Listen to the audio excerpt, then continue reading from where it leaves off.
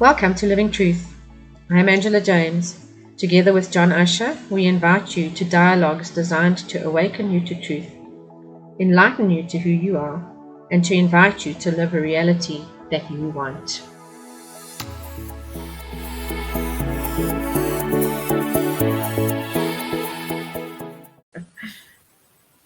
There we go. Good afternoon, everybody. This is Angela and John from Yay, Mind John. Letters. Yep. How you doing, Angela? And we're here with another version or another episode of Living Truth. And quite an exciting one. We were talking about the value of vision, the title of John's book that he's just published on Amazon, which I'm so excited for him about. And book that you guys need to really get hooked into. So John, yay, exciting times. Yeah, exciting times. Got the book out finally. I say that it didn't take long to write, but it's probably the second attempt. So I'm glad it is out there finally. Yeah. We get it out first, and then we'll make it better second time around. Always. So that's why authors do rewrite. So, Yeah. or they publish second editions because they get another go at it. So let's kind of get into it today. So this is Angela and John from Living Truth and our Living Truth Dialogues, and we're going to kind of continuing along this river that we're being taken on in terms of the content that we're sharing with you. And today, as we connect with vision and the whole question of what vision is, we're also connecting it to the previous sessions that we've shared with you. So we started off with the I am, and really for me that really links into my I am as in me, higher self, me, links into the question of, there we go, it's better than you don't have to look at the ceiling as much. Links into my own sacred code and the code that I am imbued with and embodied with. And then we spoke about identity. We had 2 really amazing episodes on identity. And last week we spoke about the power of purpose. So this week it's the value of vision. So, John, I know sometimes you and I might have a slightly different perspective about what vision is, and that's okay. It just comes from our different backgrounds. It's not stuck in any forms of perspectives at all. For me, vision was always that sight of where we're going to, what that thing looks like. You know, like when we talk about the 18-wheeler truck, where's that 18-wheeler truck going to? What is that vision that we see for ourselves? So kind of like if we're planning a trip, we need to know what the end destination is. Correct.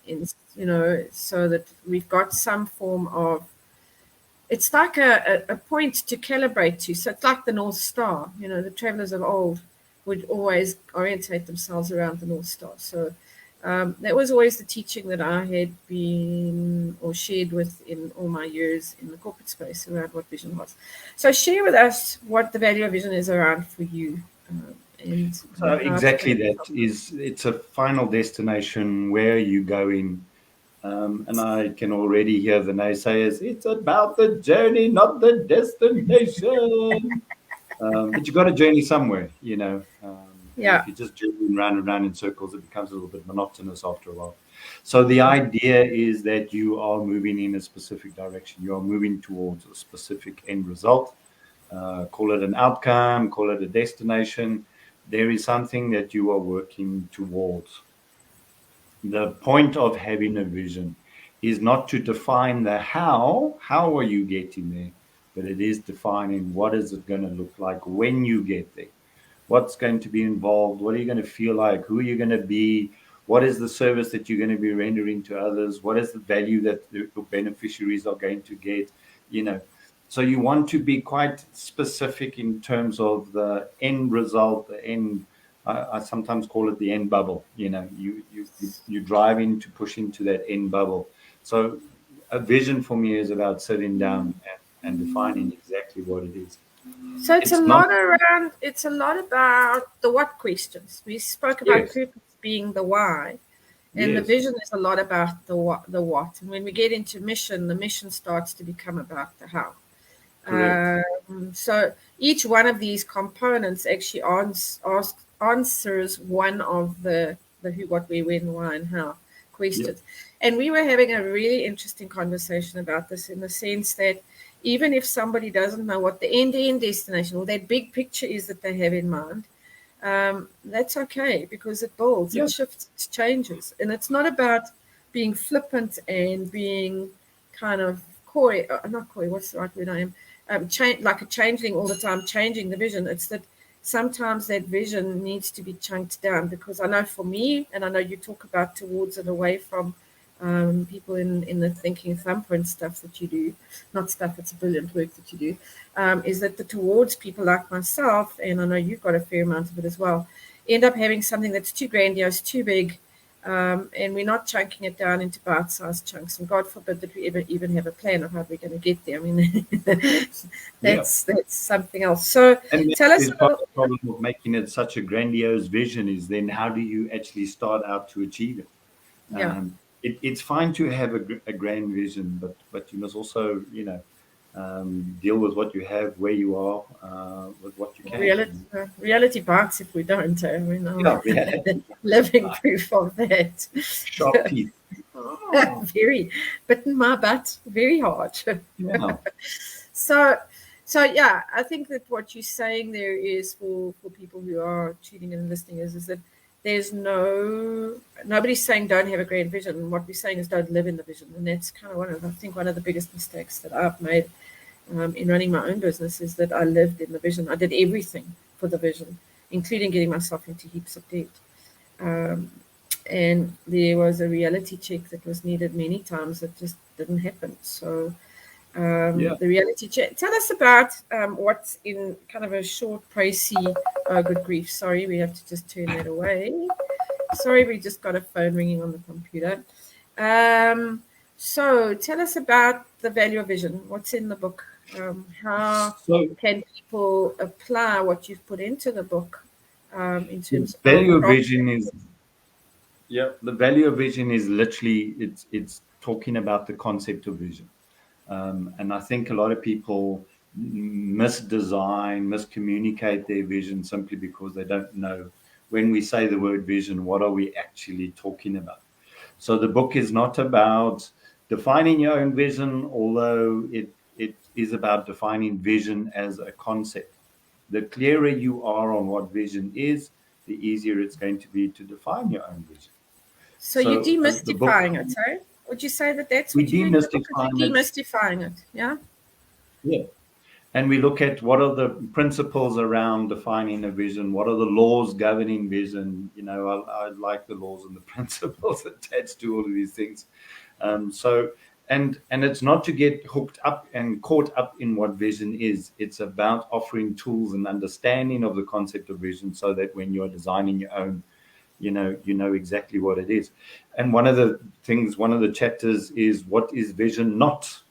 So we also look at what vision isn't, and in that way you get a better idea of what vision is. And for example, I was sharing with you the other day, some of the kids came home and had this whole thing about the vision board that they had to do for school, and they collected all these pictures of all of the rewards of their vision, and they were sticking these pictures all over. So they had the grand houses and the grand cars, and they want to be happy, and they want this, that, and the next thing. Okay. So for me, that's not vision. That's the rewards of vision. That's the remuneration of vision, if you like. That's not vision. Because if it was vision, then every Tom, Dick, and Harry you meet in the street, we're going to have the same vision. So sadly, though, John, that's what people construe vision to be today, because everything's so instant gratification. I want it now, that they've lost sight of what vision truly is. So it's not even instant gratification. It's just gratification as a whole. Is people want to be entertained. We want the treasures. We want the luxury. And I'm not saying, you can't have it. What I'm saying is that's not vision. That you're not pursuing that. So in that context, what is vision? Well, vision would be the service that I provide to the beneficiaries. And the cars and the houses would be the reward, how I would reward myself for the work that I actually then produce. So service becomes, for me, when you're talking about the service that we're providing within the framework of a vision, becomes a lot about the value that I add. And here again, it links back to what are the gifts and talents that I have that I can utilize to mobilize in service of Yes. others. Yeah? Yeah, absolutely. So also I talk about the general purpose and the specific purpose. So I believe that we are on this earth, and when I listen to a lot of people, the concept is we are pursuing spiritual development. Our idea is to grow into spirituality, and we're moving off this plane and we move into a spiritual plane. So whether you're a spiritualist, Christian, whatever, the idea is, we want to go to another spiritual place and leave this physical realm behind. And even though that may be the ultimate end result, that's not what vision is about. Vision is quite the opposite. Vision is about us being here, having an understanding that our part of our function, our general function, is in order for us to pull out of the spirit giftings, understandings, manifestations, if you like, and root and ground them here in this physical dimension, in this physical matter. So it is our about general bringing, purpose, it is about bringing spirit into matter. it's about bringing spirit into matter, and our general purpose is about fetching that spirit and bringing it into matter. Our specific purpose is you, as Angela, have specific giftings and abilities to pull a certain thing out of the spirit and into matter. I, as John, have a specific thing that I pull and put into matter. And everybody that's watching this, they're going to have their own unique connection to the spirit, which they can then manifest. Now, I talk about that as your specific purpose. That purpose then starts to ask the question, well, what are we going to do with this purpose? And that starts to give birth to the vision. Yeah. So And I know, my experience of vision as well in the time that I've been around is that I had a very specific vision that was gifted to me from spirit. Yeah. I remember it very, very clearly in terms of what was presented to me. Very often, vision starts with an idea that is imprinted in our brain. And where does that idea come from? It comes from the world of spirit. Yeah. And so it's not impossible for people to have that experience where they are in touch with spirit and that they have that kind of idea imprinted in their thought matter or their grey matter.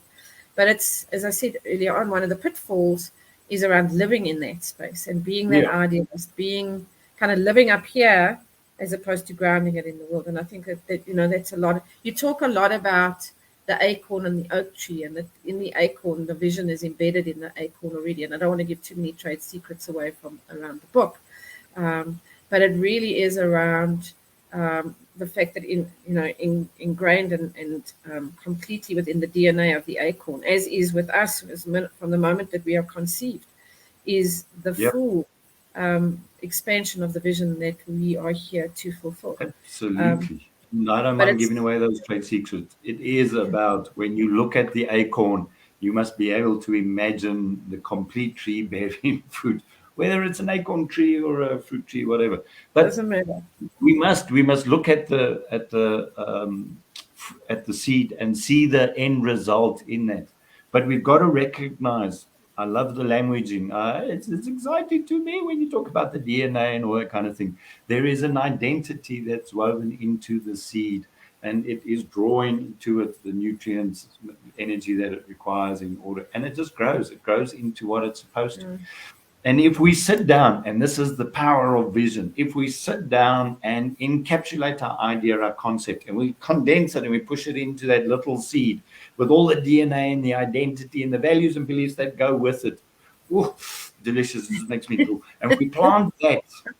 There is an inevitability of that. That seed is going to grow. Obviously, if the environment is conducive. So where the mission then comes into play is I must make sure that the environment is right for that seed to grow. I can see just how, I love this because I can see just how incredibly passionate you are about the subject. And I know that it's something that we've spoken about over many, many of these deep, meaningful conversations and dialogues. And it really is around, we can deny our DNA and I'm not talking about our physical DNA. I'm talking about our DNA as spirits Yeah. in having a physical experience on the planet. We can deny it for as much as we like and for as long as we like. It'll keep on biting us in the butt until we actually take it up and fulfill and live the purpose that is then embedded in that vision. And, a lot of people kind of go, oh, I want to change the world. Well, that's also not a vision statement either. That's an ideal wish. It's not a vision. There's certain criteria that are embedded in what a fruitful, I love the word, fruitful vision is. And so when we talk about principles and values of vision, give us an example of a principle and the values attached to that. Well, can I start with, let's start with the value. Oh, I don't know. Someone wants to say everything at one time. Just read that. Okay. So one of the, just read the book. Come on. That's why it's there. I had to take that and put it in a structured way too. So it doesn't just, I'm not typing 5,000 words all on one spot. Anyway, so in terms of the values for me, there are 4 values that I associate with vision, and the first one is beauty. We are, obviously we don't want just a vision to survive. It's not about existing. It's about thriving, and it's about creating beauty. And beauty implies proportions. Proportions imply order. Order implies structure. Structure. Now all of a sudden we're talking principles. So in the beauty, the principles are embedded. In beauty, the sacred geometry is embedded. So if we are pursuing the beauty, there's going to be a whole load of mystery revealed. But I don't want to go for the mundane. I want to go for the glorious. It's got to be beautiful. So when we go into beauty and we're linking principle and values, we're also talking to natural law. And that's really what, when you focus on principles, we're talking about the natural laws of the universe. Because when you look, and again, you brought up sacred geometry, when you look at the Fibonacci sequence that's inherent in the pineapple leaves on the top of the pineapple, in the way in which the cactus grows, the way a fern unfolds, all of those elements and aspects, architecture is another one where the Fibonacci sequence is embedded. Development. It's the same thing is that we are applying the Fibonacci numbers and sequence to vision.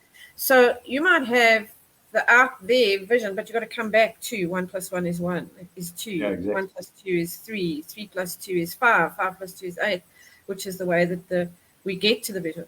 And that's not so much the how as about the what. And the what is the incremental building up of the vision based on spiritual law and principle. Yeah? Yep, absolutely. Be faithful in the habits on a daily basis. It's as simple as that. Everybody says, how do you do that? You set up habits. How often have we heard success is based in the habits that we have? So it's not in these grandiose moments. Vision is not Gabriel coming out of heaven on his Pasola and he reaches out his, angelic foot and touches my right ear with his baby toe on his left foot, and then suddenly, boom, I've got this complete vision. No, it's about doing what I can with what I have where I am and being faithful in it and allowing the Fibonacci sequence within our vision to actually reveal itself. And it's creating the beauty. It's allowing the proportions of that beauty to manifest itself, to reveal itself. Because some of it we can contrive, and some of it we just got to sit back and say, oh, well, I've done my bit. Now let me just take my hands off and let this baby grow. That's the beauty of it. I think that there's another aspect to vision where people get caught up in vision, and that is, and we're probably going to end up having more than one episode on vision because it's just so enthralling, the subject matter, and you just are so excited today. But the one thing that also comes up for me is Dwal Kul, who is known as the Tibetan, who was channeled by Alice Bailey. He talks about the concept of glamour, and for me, when his concept of glamour is that we get caught in the maya of the majestic vision, of the bigness of it, of the largeness. It's kind of, and it doesn't become this grounded, pragmatic way of being and doing in the world. And in as much as we are spirits having a physical experience, we're still having the physical experience. And if we get stuck too much, and I mean, I'm very guilty of this myself. Well, not guilty. It's not a judgment. It's that because I moved so far towards, and if you want to know what towards in a way is from, you need to do John's thinking thumbprint. We're not giving all of his trade secrets away in one session. But because I'm such a heart towards, it's very easy for me to get stuck in the story and in the glamour of what the vision's about. So tips and tools very quickly before we wrap up. What are the tips and tools for somebody? Just one or two. Because again, buy the book. Buy the book if you want more. And read all in one sentence, all in one word. No. So just for me, it is about being very, very clear. One of the key words around vision development is clarity, and it is. I've seen an advert, and I can't remember. I think it's Yoko. It's one of the the card swipe machine for small businesses. They say if it's easy to imagine, it's easy to achieve. The biggest thing I get with people is when I ask them, what do they want? They tell me a lot of what they don't want. And, well, that's great. So I'm very happy with what you don't want, but what do you want? If you can sit down and at a drop of a hat define exactly what it is you want, what it must look like, what it must feel like, who are you going to be, who are you going to, provide the service to, who are you going to service? If you can do that clearly, the path to achieve that will become obvious, will become more. And it becomes natural, eh? It just reveals itself. It becomes natural. There is an inevitability of it, because as you are sorting that imagination, what you're going to see is your identity. Who must you be in order to achieve that vision? And once you stick in identity, key. So key. So everything that we've been doing so far has been building to where we are today, in the sense that the foundational work that has to get done is know what your soul code is. Know what truth is for you. And truth is an ongoing journey. Know how that truth then manifests into the doing, which is your identity, and then aligning the identity and purpose with vision.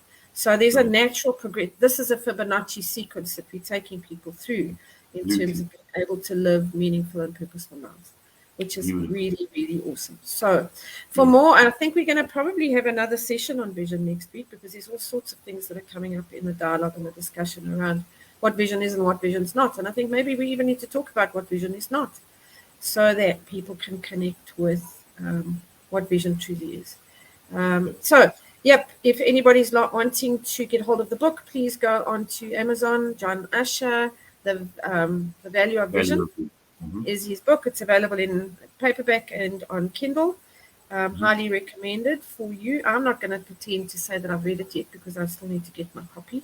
But we've had enough dialogues and discussions around this whole. We've kind of stripped it to pieces and put it back again like we would be stripping an engine. And more, because it's about living the principles of vision, that's having clarity. So I know that you went through an incredibly long process to get to the point of having the clarity that you needed to actually write the book. And it's a little book. It's not a lot. Long process for a little bit. But it's not so much the book. It's about the process and the journey that you went through to get there. And that was what's on the pages is the clarity. Otherwise, you would never have been. It would have been just another book about vision. Exactly. So you can find it there. If you want to know more about the Thinking Thumbprint, please go to John's webpage, mountmatamatis.com.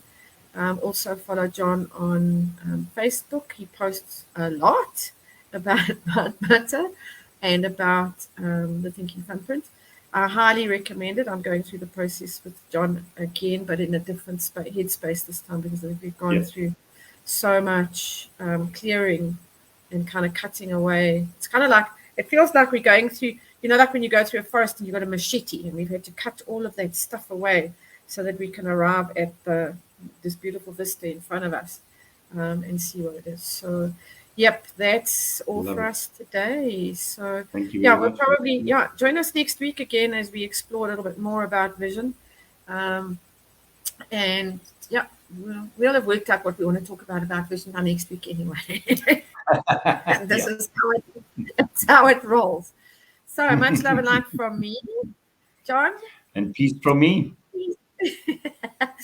Okay, so we're going to leave you in flow, peace, with awe, wonder, and in a space of grace.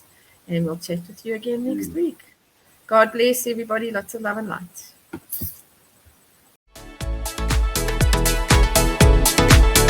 Thank you for tuning into Living Truth.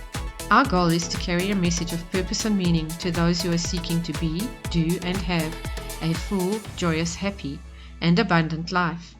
If you know of any dreamers, truth seekers, visionaries, light workers, and wisdom keepers who would benefit from our content, please feel free to share our material with them.